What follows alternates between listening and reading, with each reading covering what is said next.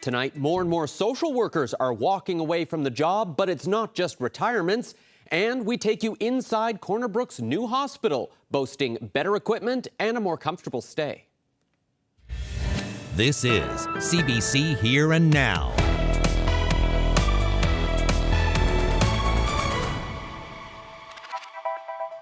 Good evening and welcome to Here and Now. I'm Peter Cowan, in for Carolyn. We'll get to those stories shortly, but first, a man in Little Burnt Bay was killed last night in a shooting. That's according to Lewisport RCMP. It happened at a home on Maple Street shortly after 9 o'clock. Police say the deceased man was in his 30s.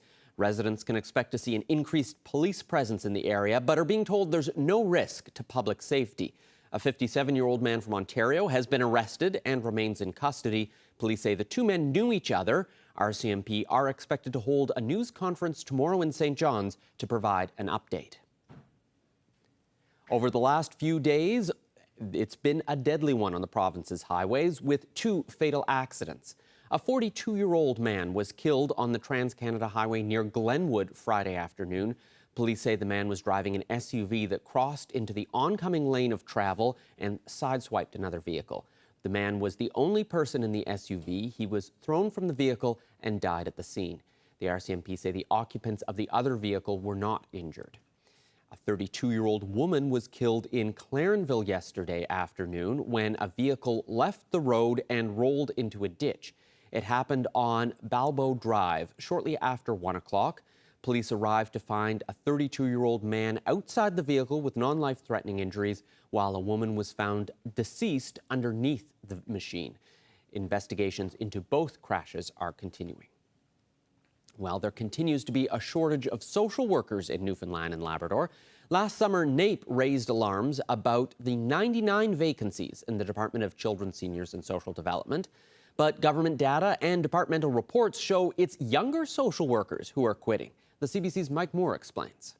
Social workers in this province say they've been frustrated for years. They say they're overworked, handling tough assignments and experiencing burnout. It's leading many to quit their jobs or move into the private sector, and the majority of those are early in their career and work mostly in child protection services. Last summer, NAPE raised concerns. We're now in a crisis. We weren't so bad a couple of years ago. We are now in a crisis, and we have to address this issue immediately. On average, most of those who are quitting are in their mid-30s, with 63% having 10 years or less of experience. Newfoundland and Labrador Health Services and the Department of Children, Seniors and Social Development are two of the biggest employers. Data from the CSSD provided to CBC News shows there were 202 resignations between 2014 and 2021, compared to just 19 retirements. The turnover rate more than doubled in that time period for social worker 1 positions, according to a 2022 Health and Community Services report. The reasons for that weren't provided. For the Health Authority, there were 185 resignations and 72 retirements across the province. Labrador led the way with 62 resignations and 3 retirements. As of 2022, there were more than 1,600 social workers in this province with a practicing license. They're spread out over 75 communities. NAPE and the provincial government do have a working group. They're looking into recruitment and incentives to address the worker shortage. Mike Moore, CBC News, St. John's. More than 1,400 children in Newfoundland and Labrador are considered medically complex. That rate is among the highest in the country. For the families, there's guilt, stress over finances, and the future. Here Now spoke with some parents who say they're struggling in silence. They used the word nightmare to describe the search for caregivers and opened up about the strain that comes with constantly having to advocate for your child. Jordan Stead's daughter has a rare neurodevelopment condition. It takes a lot of time to advocate with government officials. You know, the last round, I had a number of conversations. It didn't go anywhere, and it's exhausting. It's really exhausting, and it's disheartening that in 2024, I have to fight for my child to have education and to have care. Are you tired? Yeah. Yeah. You know, all of Ebba's seizures come in sleep. She often is sick when she has vomiting cycles. So you never Once you have that in your life, like, you can never sleep the same.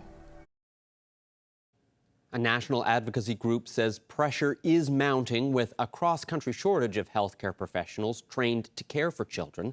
That's just part of a much deeper dive that Here and Now's Jessica Singer took into the lives of parents with medically complex children. That's ahead about 30 minutes from now on Here and Now. Well, Western Memorial Hospital in Corner Brook expects to be fully operational in 2 weeks' time. Over the weekend, staff moved more than 100 patients into the new facility. The CBC's Amy Fian stopped by. There's a nervous energy. Everyone's pretty excited. I came in with some staff this morning, and there's a lot of pictures going around. People are really paying tribute to our legacy site, and also excited just to welcome patients here today. We're using 12 ambulances to transfer 109 patients over the course of today from the legacy site to this new acute care hospital.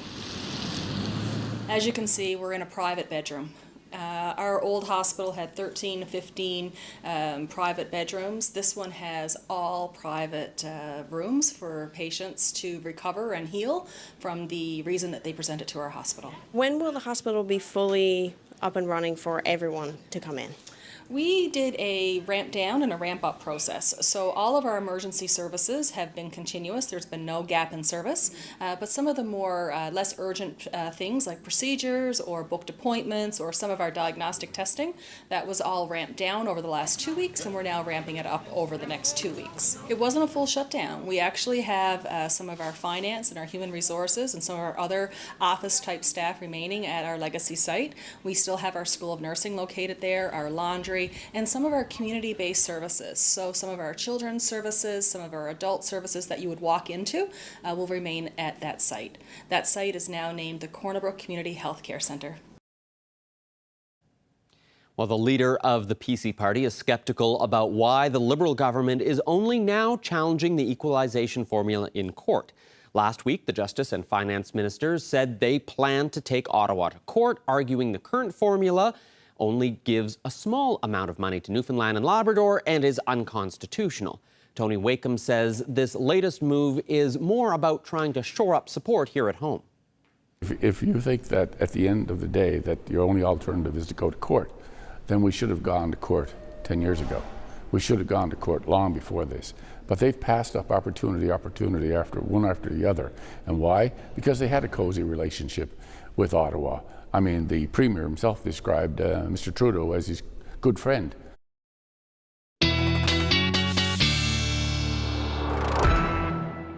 Way, hey, look what the cat dragged in. Anyways, I'm Jeremy and sitting in for Ashley. This is what it currently looks like in our weather system. If you're wondering why it's so terrible here on the east, this is it. But you know what? It's going to get worse before it gets better. But it was a pretty great day outside of the overpass. If you went into Western Newfoundland and Labrador, great weather out there. Let's take a quick look at some of the highs there.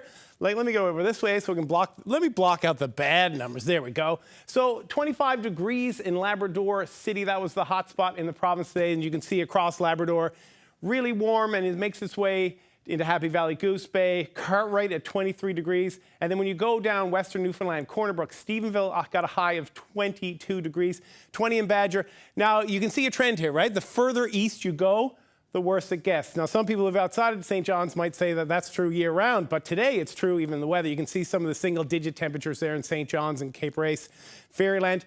But there is good news coming. The weather is going to stay rainy for a bit, but the sun will come out soon. I'll have more coming up.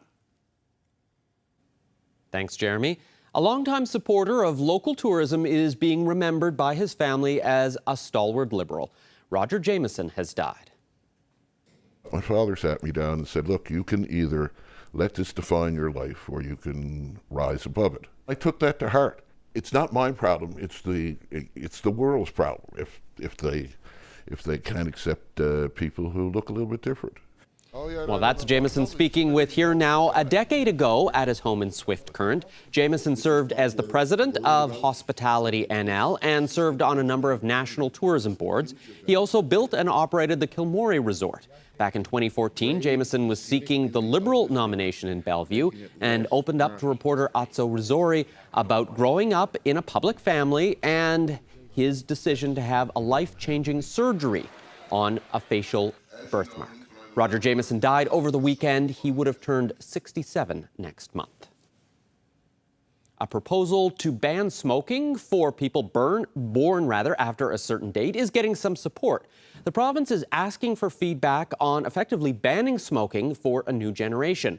The Heart and Stroke Foundation says it's a bold step, but it would like to see vaping included as well. I mean, we're very encouraged to see this. As we mentioned, Newfoundland and Labrador has one of the, if not the highest smoking prevalence in the country. So I think it takes strong measures to address that. And my second message to the minister would be to consider vaping. Newfoundland and Labrador also has the highest rates of vaping in the country, with almost 1/4 of 15 to 19-year-olds vaping. And so this is another way that the tobacco industry has managed to get at young people. And so we really encourage the province to consider adding vaping to these measures. The East Coast Trail Association turned 30 this weekend, but that wasn't the only thing worth celebrating. The association's annual Trail Raiser surpassed its $100,000 fundraising goal. The CBC's Enrica Wilhelm spoke to the association president and a longtime volunteer about what they achieved and what's still to come.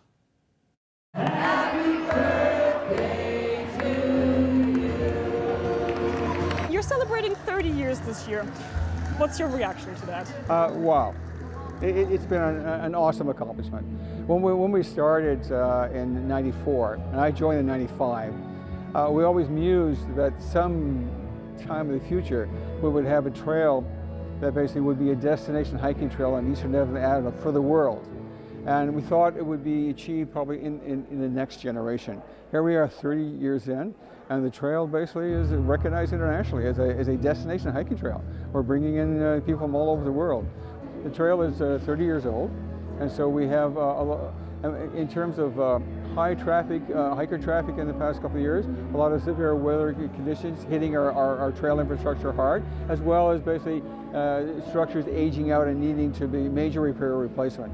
And so we're trying to raise enough money between now and next year to field a good routine maintenance program next year. We need anywhere from 175 to 245 volunteers annually to drive the business of the association, in addition to having our paid trail crews and our volunteer trail crews out there. So it takes a lot of effort, a lot of work to keep that trail in motion. Tell me a bit about that hat that you're wearing there. Well, one of my roles in today's hike is to coordinate the buses, because we use school buses to take hikers to the start of their hikes, and usually they hike back to the center, but today we've got some people hiking back from more remote locations. In fact, right now some of them are standing in the rain waiting for the buses. It's hard to know, hard to predict how fast they hike, and so I wear this bus hat so that they know who to blame when things go wrong. And it seems to bring a smile to their faces, so that's the whole idea. I was at the inaugural meeting of the East Coast Trail 30 years ago when it was formed. We lived in Pooch Cove at the time, and the trail ran through our backyard practically, and spent many hours on the trail walking the dogs and so on. And it's such a great idea that, yeah, it's been a great project to be involved with over the years. Get out and enjoy the East Coast Trail. There's a trail out there. We have anything from a stroll along the coast for a young family just trying to sort of get out and get some exercise, to basically sort of any level of hiking that you want to experience, from power hikes to just gentle strolls along the coast to backpacking. It's all there for you. While a 4-day basketball tournament over the weekend brought together teams for competition and a conversation about men's mental health.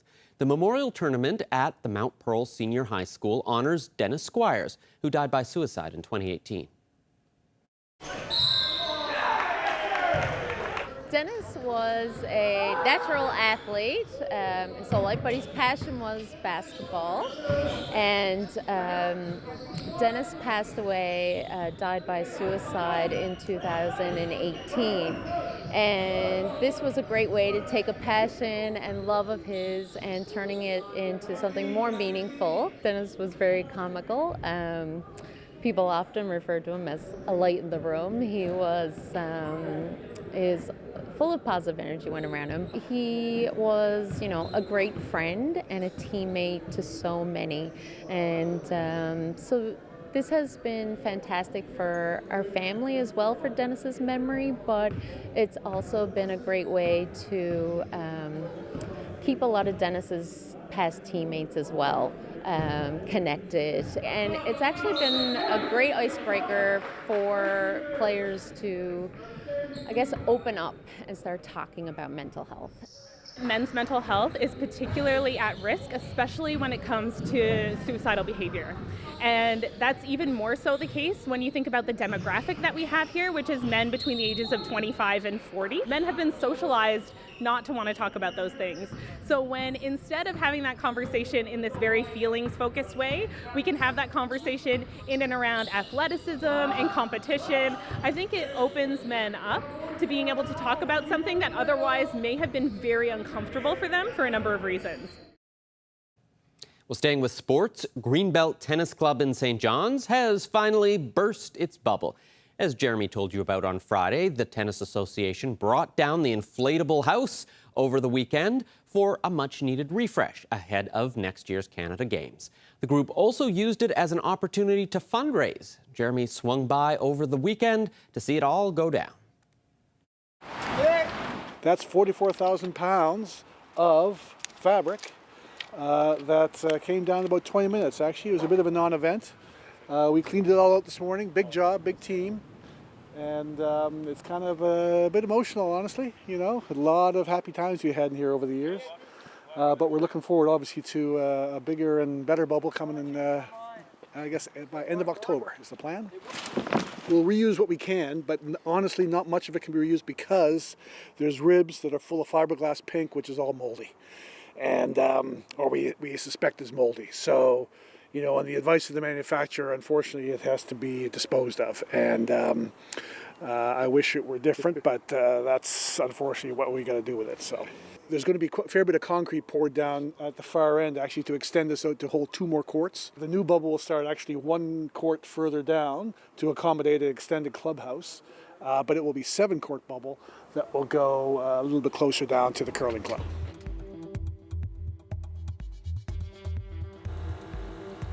Well, as if a medical emergency wasn't stressful enough, check out this video shared by Gander Search and Rescue, taken last week while crews were bringing in a patient from St. Anthony to St. John's by air and navigating a rather foggy landing in YYT.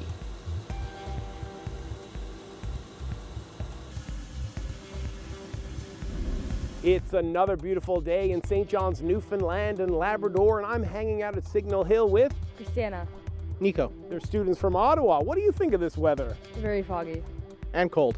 We're going to hear from more tourists about their thoughts of another foggy day. That story straight ahead.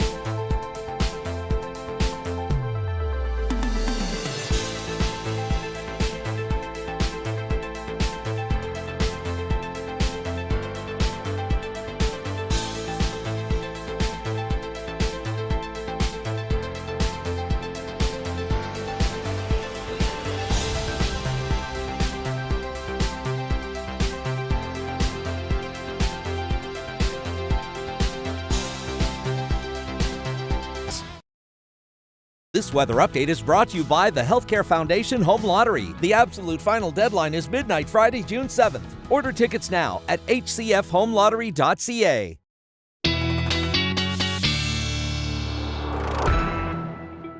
Every year, around 70,000 people come up to Cabot Tower atop of Signal Hill. A lot of them are looking to take in the view, but on a day like today, well, there's not really much to see. But that hasn't deterred the many tourists who come up here looking for a good time. We flew in on Friday. And what sort of things have you seen since you've been here? We went hard. We've done George Street 2 nights. We did Signal Hill. How did you think it was going to be when you got here? Did you think it was going to be like this? I thought it'd be colder and rainier. So I'm pleasantly surprised. What are you doing up here at Signal Hill, Cabot Tower today? Well, I had to ask that question myself. But anyway, no, this is a tour group from Alberta. And I work with McCarthy's Party. So we just came from Cape Spear. And now we're up here, and I tell them on a day like this, they got to use their imagination. But they're enjoying it, so that's the main thing. In BC and those places where we're having so many terrible fires, they'd be delighted. So, they're looking at the glass half full rather than half empty. Certainly, it's an experience, to be able to see this kind of weather. Never seen fog like this, even on the landing, like right up to approach, you could barely see in front of you. Thank God they have instrument landing nowadays.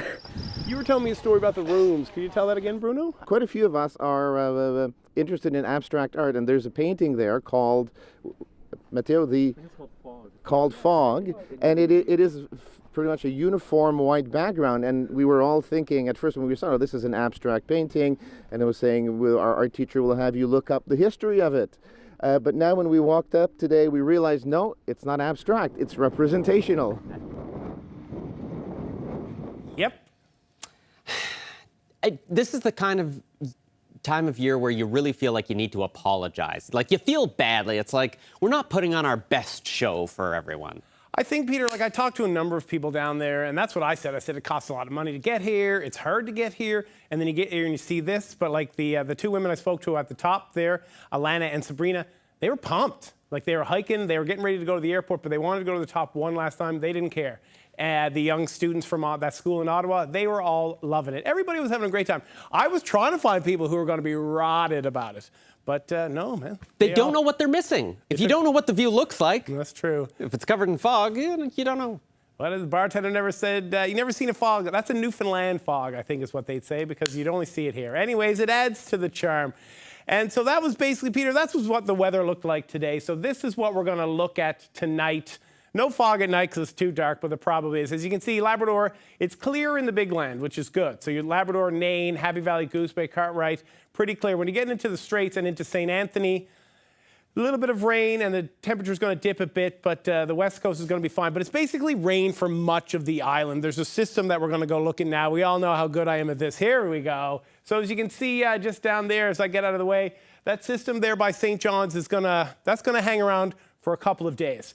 Now, there is a chance that it's going to bring about 5 to 10 centimeters. All right, way ahead of myself. 5 to 10 millimeters of rain could fall tonight, and that's St. John's, and you'll see it here now as we move this along. Yeah, so you can see that little band of rain that's going to come across.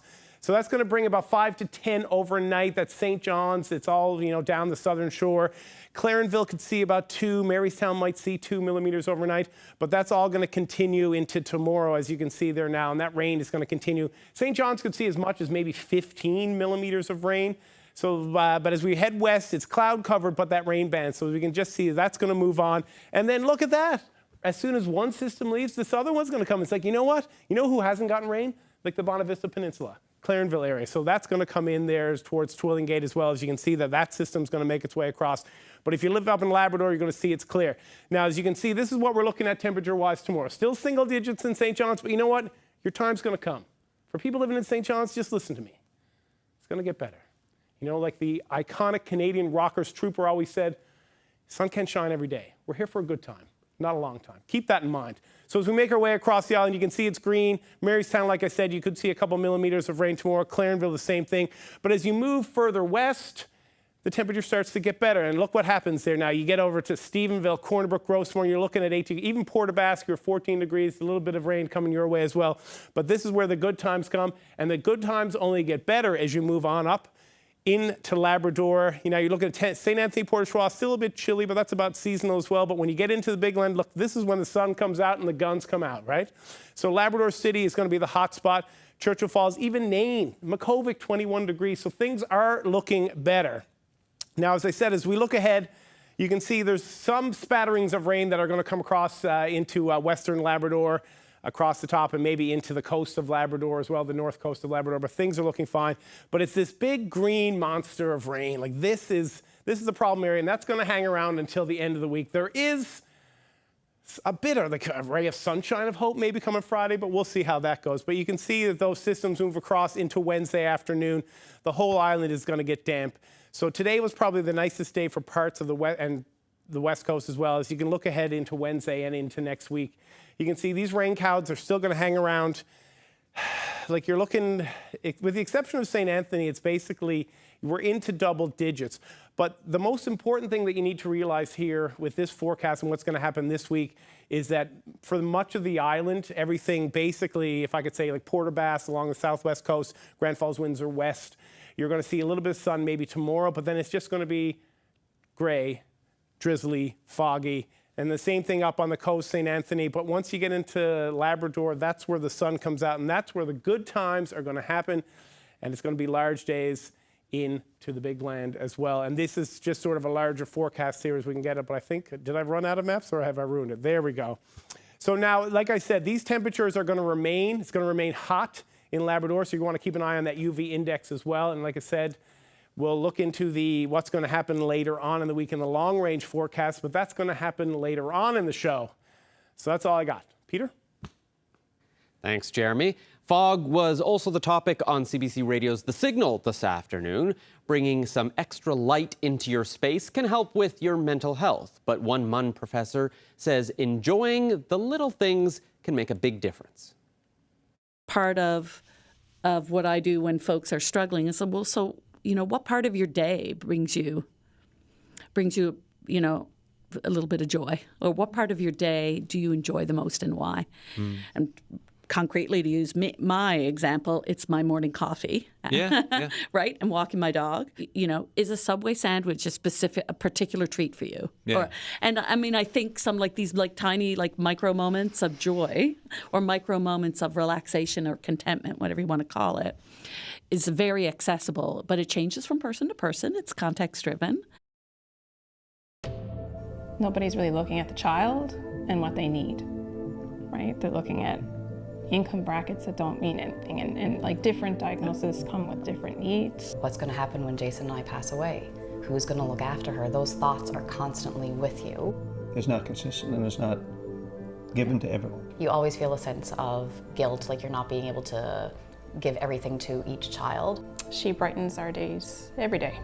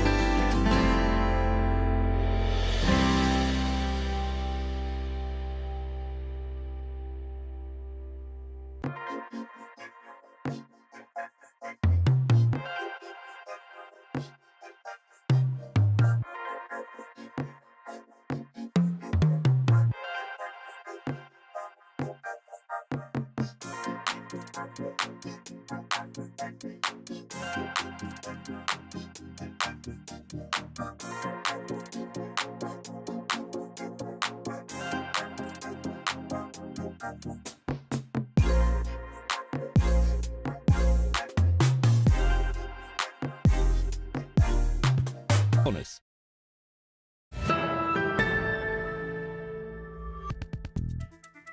More than 1,400 children in Newfoundland and Labrador are considered medically complex. That's the highest rate in the country, second only to Nunavut. For parents, these medical challenges take a high emotional and financial toll. Tonight, Here and Now's Jessica Singer takes us into the homes of families who can't escape the burden of care. 3-year-old Ebba Coombs is learning how to take steps with some help. It's a big deal when she learns something new. I think that's one of the harder things with the disorder is that you watch her work really, really hard to gain skills, and then she gets a virus and it sets her back a month or 2 months that she has to start again. Ebba has a rare condition called CDKL5 deficiency disorder. It affects every aspect of her development. She's prone to vomiting spells, is completely fed through a tube, and has seizures, often at night. While she can only see colors and familiar shapes, she recognizes her parents and older siblings. She brightens our days every day. She's a very, very special child. She loves her siblings. Her developmental trajectory is different, but she's not less of a child because of her disorder.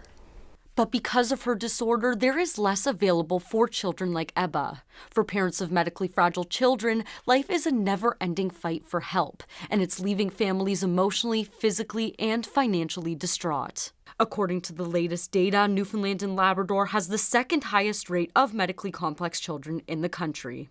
The province had the highest rate back in 2015 to 2016. Ebba's parents both work full-time.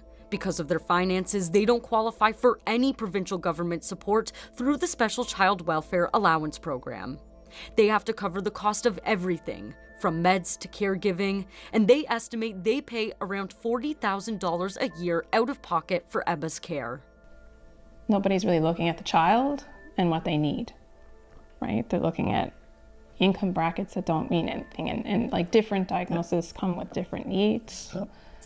And none of them, from what I can see, are looking at how to make a child thrive or a family thrive against the challenges that life has thrown at us, right? Yeah. The government, our government supposedly prides itself on social programs and social systems, but it's not consistent and it's not given to everyone. Because they don't qualify for support, Jordan and Theo also have to find their own childcare. Ebba hasn't been able to get into daycare because of long wait lists and a lack of inclusion workers. They couldn't find a local caregiver they could afford, and advocating with the government went nowhere. So the family relies on caregivers from outside the country to live with them full-time. But when these caregivers leave, it can take months to fill the gap. That means no help. On top of this, the school they've been trying to get Ebba into isn't accessible. To change that, they've been told to lobby government ministers or the premier. On top of everything that you do all day to care for your child and to try and give them the best chance, then you have stuff like that thrown at you because it's you don't have time to do it. I've written letters before when I went through the daycare thing. It takes a lot of time to write an impactful letter. It takes a lot of time to advocate with government officials. The last round, I had a number of conversations. It didn't go anywhere, and it's exhausting. It's really exhausting, and it's disheartening that in 2024, I have to fight for my child to have education and to have care. Are you tired? Yeah. Yeah. All of Ebba's seizures come in sleep. She often is sick when she has vomiting cycles. So you never, once you have that in your life, you can never sleep the same. And then you have all these other things on top of that. And it's really tough. So Jordan Lai also has CDKL5.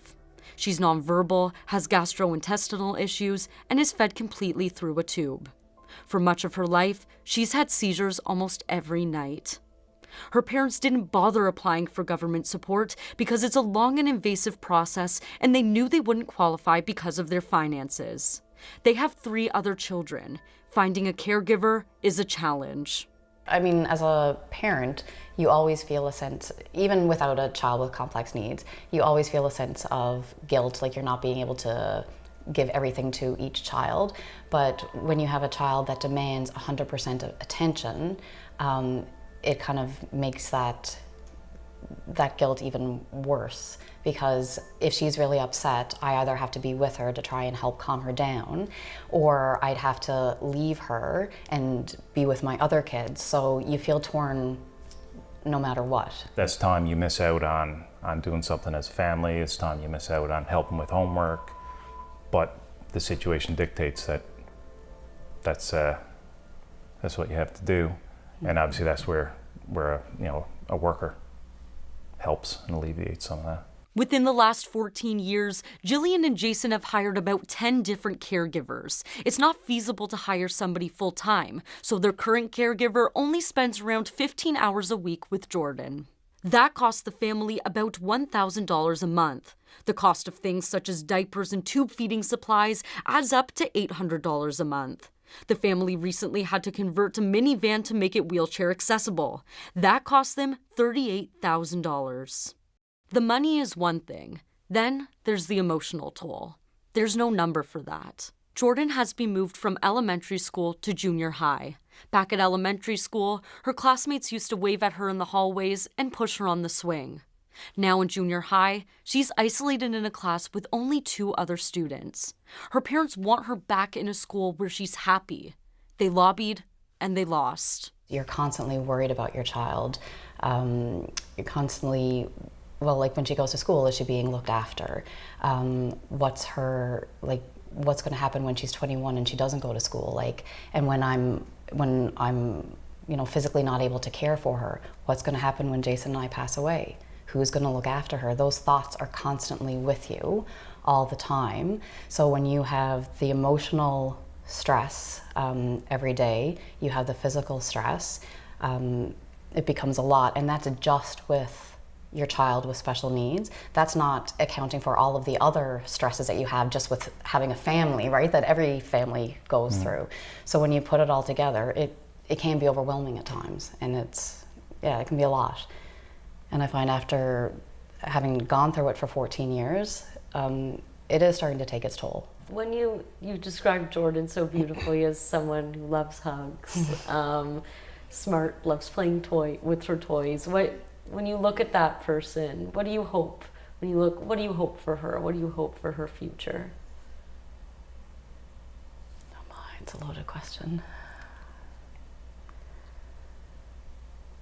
Just she can live life to her potential. Yeah, that she's loved, and if we can't take care of her, that someone will. There's things in place that we know. Yeah, that she's happy and lives to her potential and has a full, beautiful life. Ebba is only 3, but her parents also worry for the future. Her mom is too busy and overwhelmed to think about it. All the family can do is take things one step at a time. For all of the challenges that Ebba has brought, she has made our life better. You have a deeper appreciation of things when you have a child that has needs like hers. I had no idea how miraculous it was, how my other children just learn things. When she gains a skill, it just opens up your heart, and she's a very special child.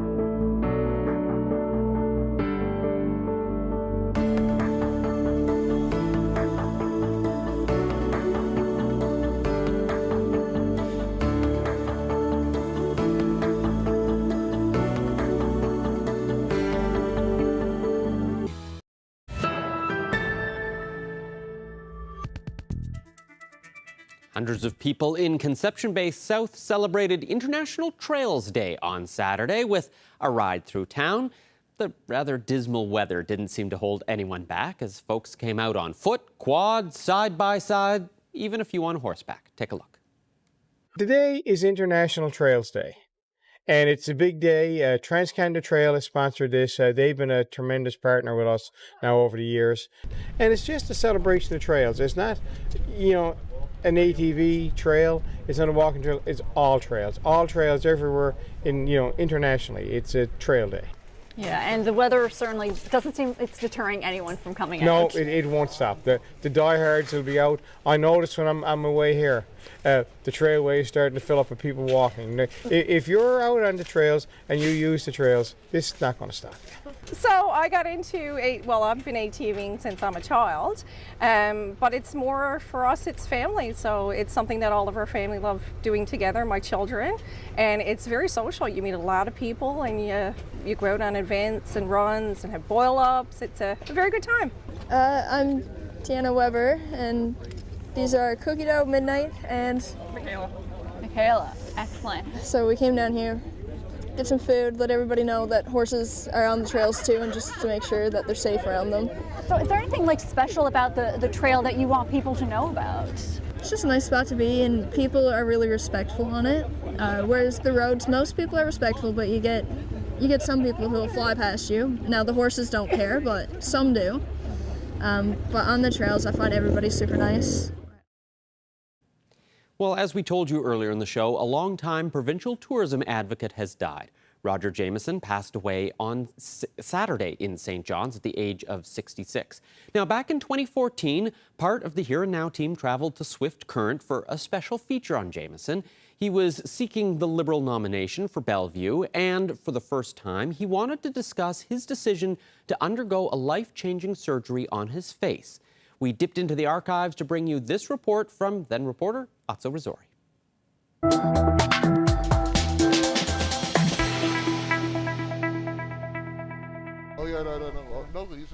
About 14 years ago, Roger Jameson did something that amazed and awed many, puzzled others, even unsettled a few. Which is what we're worried about. He stepped into the public limelight as the new president of the province's Tourism Association. If the huge birthmark on his face made some people uncomfortable, there were others who reacted quite differently. You do a lot of public speaking around the island, and I'd have people come up to me afterwards and say, you're inspirational. And I never got that before. What he has been getting all his life are the stares and everything unspoken that goes with them. But he learned early in his life not to fall for them. I was 6 or 7 years old, and somebody made a comment to my mother in the grocery store in Churchill Square. She said, "Oh, I'm so sorry for you." And my mother turned around and gave her the gears. And I went, geez, I love this lady. She's terrific. Yes, he was lucky. His father, Don Jameson, was a political celebrity. The Jamesons were a household name around the province. They even celebrated public Christmases, and Roger was just Roger. That changed for a while when he hit the scrappy teens. Young Roger went through a phase of fist fights. And then came the fight that set him straight. He was bigger than me. He really did a job on me. And I came home, and after my mother got me cleaned up, my father sat me down and said, "Look, you can either let this define your life or you can rise above it." Jameson Sr. told his son about his own battle with obesity and his refusal to let it define his life. And I took that to heart. It's not my problem. It's the world's problem if they can't accept people who look a little bit different. Short and sweet, not quite. He joined the family's broadcasting business. After it was sold, he built a resort on the family property in Swift Current. He served on national tourism organizations and continued his public speaking, but there was a new problem. As he grew older, the birthmark wasn't just getting darker, it was also getting larger, especially on his lips. It got to a point where it was starting to affect my ability to talk properly. My words used to start to slur, and eating was getting more difficult. I couldn't actually close my lips. So even while he continued his public appearances, he and his doctor searched for a fix. So for a number of years, Dr. Dave Jewer and I were going back and forth trying to figure out how we were going to deal with it. And he was looking for a surgeon that had done this procedure before on an adult with my condition. And finally, after a number of years, he couldn't find one. So it got down to a point where he said, well, I'm going to have to tackle it. And to be honest with you, Dave Jewer changed my life. That was 8 years ago, and the only thing that really has changed is that the surgery reversed what the birthmark was about to become, not what it has been all along. Nothing else has changed, not his mother's defense, not his father's advice, not his own can-do attitude, nor the likelihood that as he campaigns from door to door, he will run into the same mixed bag of reactions. The recognition, the understanding, and all the other looks, with all the other unspoken things. Atsritzori, CBC News, Swift Current. Roger Jameson died on Saturday in St. John's. He would have been 67 next month.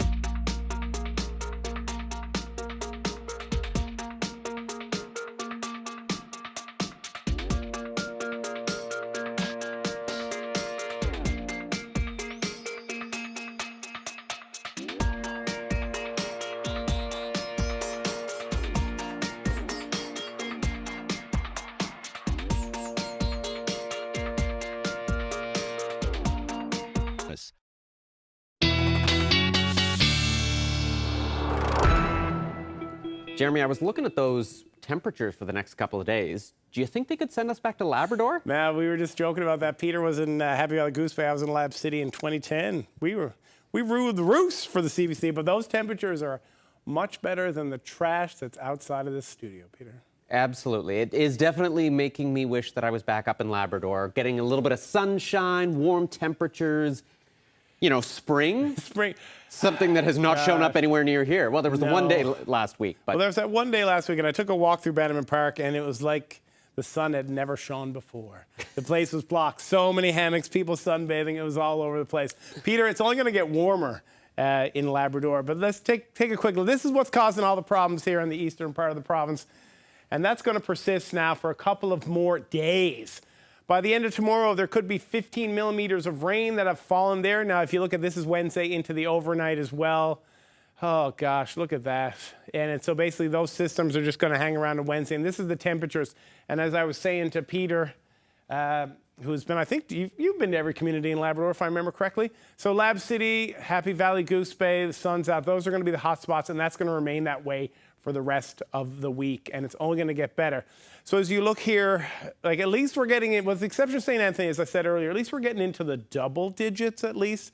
But Labrador, Lab City, especially Happy Valley, Goose Bay, now there is the UV rate, the UV index that you got to keep an eye on. But other than that, as long as you got some sunscreen on, everything's going to be A-okay. Now, Wednesday into Thursday, you may be seeing a trend here. It's like, man, do these slides look exactly the same? They do. They do to me too. They look exactly the same. Have I pressed the wrong button, which I'm known to do? No, it's the same. There's a bunch of these systems, and it's coming all across here down St. John's, all across Southwest Coast, Marystown, Harbour Breton, all the way across into Port aux Basques, in Burgeo, Ramia, Grey River, Galtas, all of those smaller spots there on the south coast of the province. You're going to get a lot of rain. Not a lot of rain, but it's going to stay consistently like that drizzly stuff that we're seeing. There's no heavy, as you can see, there's no really heavy pockets, but it is going to hang around up until Thursday morning. And as you can see, it's pretty clear in the Big Land, except for this part right here, but that's all good. And those systems, that's going to continue to make its way across the province.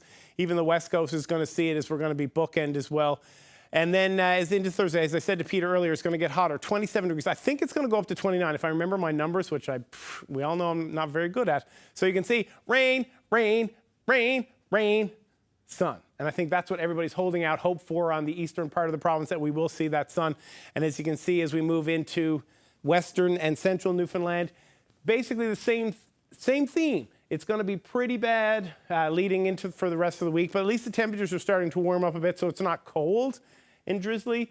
It's just drizzly. But the sun should come out there in western Newfoundland tomorrow, as I said earlier, and on Saturday as well. And as we make our way into Labrador, you can see, like I said, I did remember, 29 degrees. It's going to be an amazing week in eastern Labrador and western Labrador. You're very lucky up there. Man, break the 30-degree mark, I'd move back there in a heartbeat as well, you know? Could hang out, go to all my favorite haunts.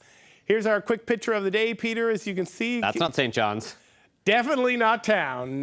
This was sent in over the weekend. I think it was taken on June 2nd, so whatever day of the week that was. This is a very beautiful Rocky Harbour, sent in by, I think that's Shauna Decker, and that was sent in. If you got a picture of the day that you want to send in, you can write us a letter to this address, 2120, just kidding. Circle Square Ranch, anybody? No, No, dating yourself. Yeah, exactly. So the addresses are there. You can send an email, or you can send Ashley a Facebook message or your photo today, and we're happy to get it on. And that's it for us. Thanks so much for watching. Have a great night, everyone. Take it easy.